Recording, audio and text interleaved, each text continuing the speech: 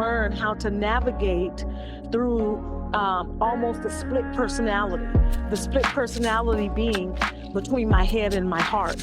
And so living on autopilot in survival mode has not been where I want to be for the rest of my life. It's exhausting, it's tiring, it's a place that I've chosen to come out from, because no sane person can live from their heart and their head at the same time in survival mode. You're always going to overthink.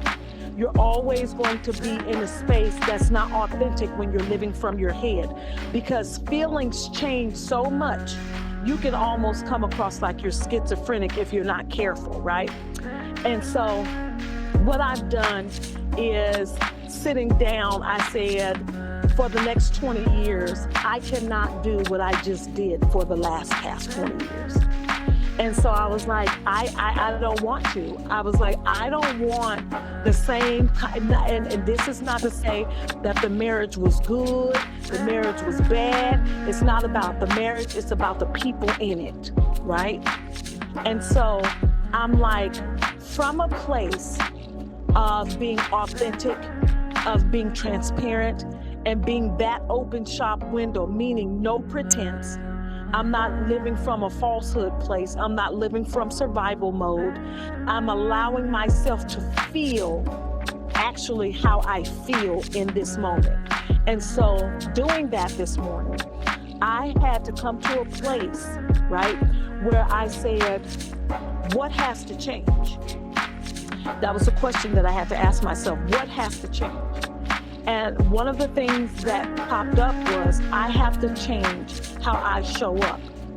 How do I have to change how I show up? What's the piece of that puzzle that has to be placed down in this 20 that wasn't laid down in the last 20? Being okay with what I need, articulating that, communicating what I need when I need what I need in that moment, right? So I said, okay, I haven't shown up for me the way that I need to show up for me. I need to grieve who I was, that broken little girl, that girl that felt undervalued, unappreciated, misunderstood. That is a thing of the past, because why?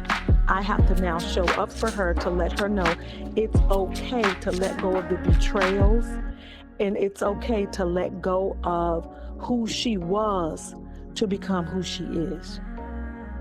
Okay?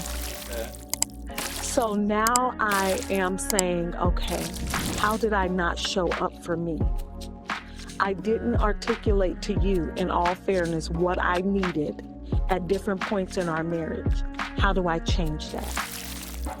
I changed that by saying to myself, I am so sorry that I did not give you what you needed to move on in a productive way, not a counterproductive way, because there are some things that I let go of just for the sake of moving on.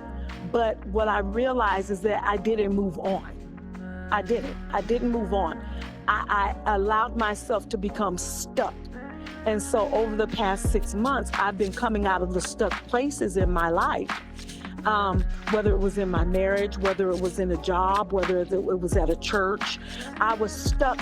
And the thing about being stuck is that you can become stuck and not even know that you're stuck because you're on autopilot, right? And so I'm like, okay, no, this is not what we're going to do. So all of the places I gave myself permission to come out of being stuck, and all of the places where I was standing still, almost like in quicksand or cement. All of them do not give you the ability to move forward is the problem. Where am I not moving forward in my life? And so I started to assess things. And for me, it's like I started with the places that I was okay with starting with. So some of the places were small, some of them were big.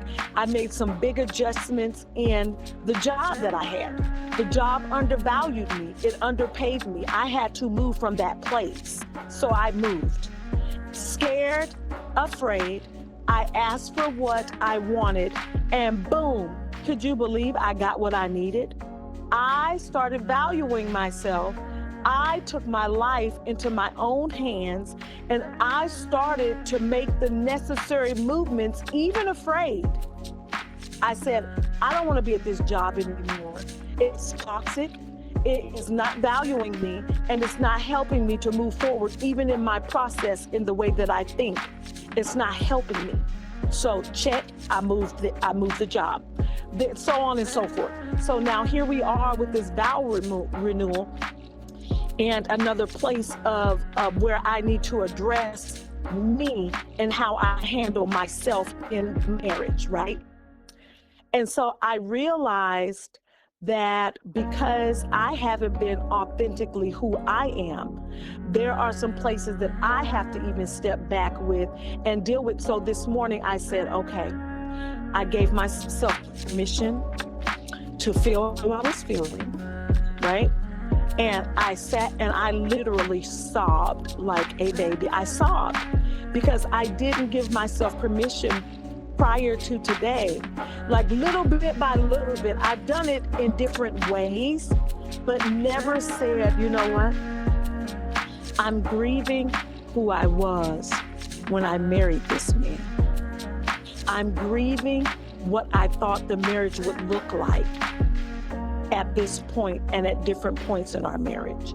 I'm grieving the man that I thought I married for who the man I am married to.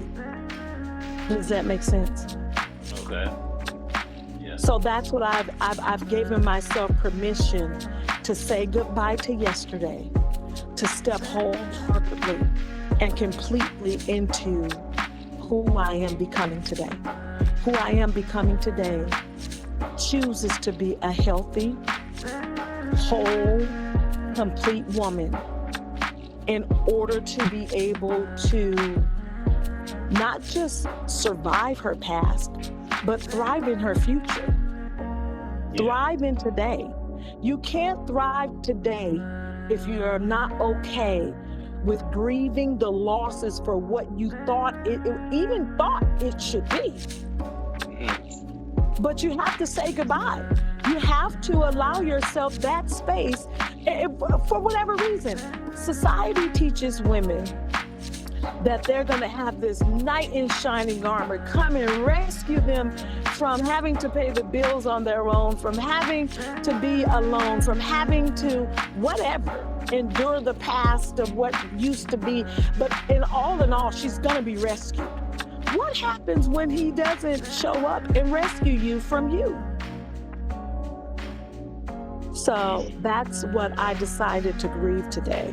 What society has taught me as a norm, what mama did and what daddy said, and all of the things that have stunted my growth up to this point and caused me to go into survival mode, that has caused me to shrink to fit, that has caused me to digress in progressing into being the person that God called me to be.